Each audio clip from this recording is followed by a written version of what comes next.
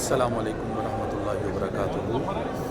मदीनतुल मुनव्वरा मस्जिद नबवी शरीफ सल्लल्लाहु अलैहि वसल्लम से फैज़ान हैदर।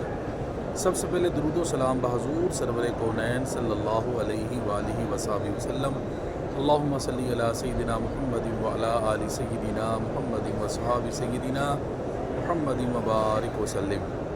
अल्हम्दुलिल्लाह सुम्मा अल्हम्दुलिल्लाह। अल्लाह तबारक व तआला के फज़ल व करम से नबी करीम सल्लल्लाहु अलैहि वालिहि वसल्लम की निगाह रहमत से आज जुम्मतुल मुबारक और हफ्ते की दरमियानी रात 4 अप्रैल अल्हम्दुलिल्लाह 7 शव्वालुल मुकर्रम शुरू हो चुका है और 1446 हिजरी है, 2025 साल है। अल्हम्दुलिल्लाह आका अलैहिस्सलातु वस्सलाम की निगाह करम से आज हमें दोबारा हुज़ूर अलैहिस्सलातु वस्सलाम ने रियाज़ुल जन्नह शरीफ की ज़ियारत का मौका अता फ़रमाया है। अल्लाह ताला ने अपने फ़ज़ल व करम से नबी करीम सल्लल्लाहु अलैहि वसल्लम की निगाह रहमत से इंशाअल्लाह तबारक व तआला हम वेटिंग हॉल में बैठे हैं। इस वक्त वेटिंग एरिया बनाया है, उसमें कुछ ही देर के बाद इंशाअल्लाह तबारक व तआला हमारी हाज़री हमें ज़ियारत का मौका करीम अता फ़रमाएँगे।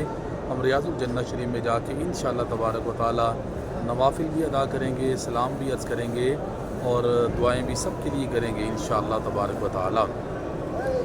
रियाज़ुल जन्नह शरीफ जिसे रौदतुल जन्नह यानी जन्नत की क्यारी, जिसके बारे में करीम आका सल्लल्लाहु ताला अलैहि वसल्लम ने इरशाद फरमाया मा बैना बैती व मिंबरी रौदतु मिन रियाज़िल जन्नह। फरमाया मेरे घर और मेरे मिंबर के दरमियान जो ये जगह है जन्नत के बागों में से एक बाग है। अल्हम्दुलिल्लाह सुम्मा अल्हम्दुलिल्लाह। यानी कितनी खुशकिस्मती है हुज़ूर के ग़ुलामों की कि हुज़ूर अलैहिस्सलातु वस्सलाम करम फरमाते हैं ये जन्नत के बाग में से हो के आते हैं अल्हम्दुलिल्लाह। और अल्लाह ताला के घर में ये पुख्ता यकीन और उम्मीद है, उम्मीद कामिल है, यकीन कामिल है कि हुज़ूर अलैहिस्सलातु वस्सलाम के शफ़ाअत के तुफ़ैल, हुज़ूर अलैहिस्सलातु वस्सलाम की शफ़ाअत के साथ, आपकी इशारा रहमत के साथ इंशाअल्लाह जिस तरह आका अलैहिस्सलातु वस्सलाम और अल्लाह तबारक व तआला ने हमें दुनिया में जन्नत अता फ़रमाई है, जन्नत में जाने की तौफ़ीक़ अता फ़रमाई है।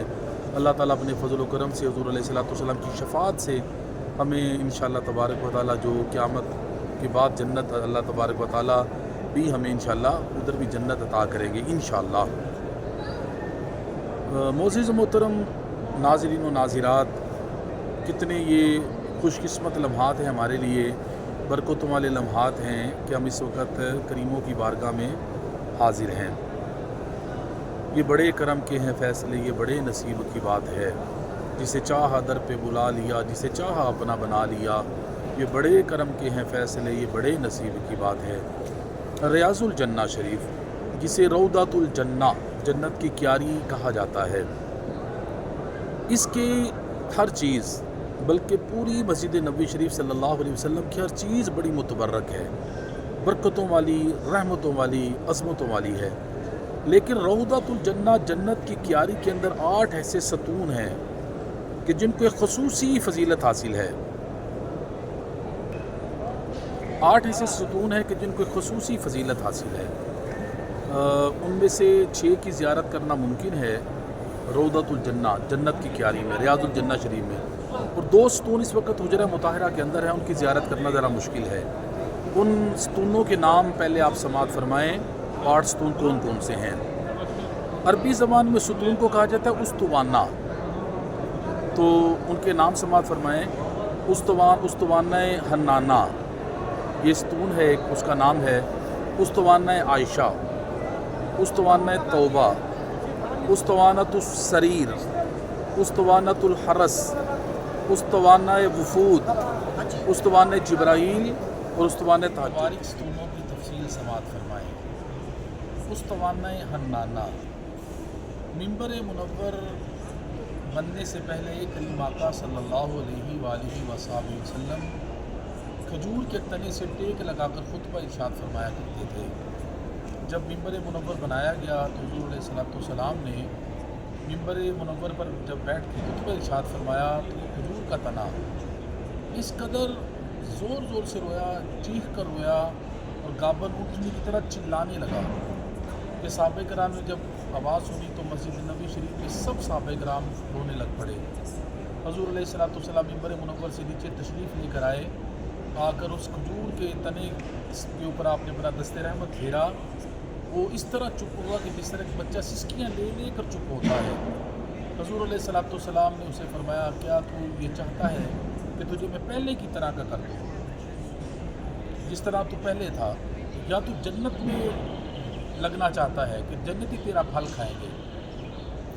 کچھ ہی لمحوں کے بعد حضور علیہ الصلوۃ والسلام نے صحابہ کی طرف متوجہ ہو کر فرمایا کہ اس نے جنت اختیار کر لی ہے، اس کے رونے کی وجہ سے اسے حنانہ کہا جاتا ہے۔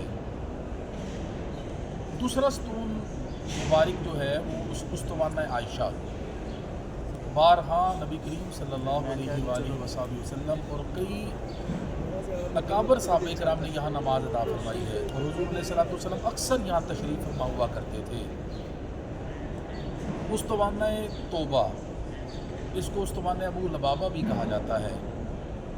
ایک غلطی کی بنا پر بغرض قبول توبہ حضرت سیدنا ابو لبابہ رضی اللہ تعالیٰ عنہ نے اپنے آپ کو اس ستون سے بندوا دیا، اور یہ قسم کھائی کہ جب تک رسول اللہ صلی اللہ علیہ وسلم اپنے دست مبارک سے انہیں نہیں کھولیں گے، نہ یہ قید سے اپنے آپ کو نکالیں گے، نہ کچھ کھائیں گے، نہ پئیں گے، یہاں تک کہ مر جائیں گے یا ان کو بخش دیا جائے گا۔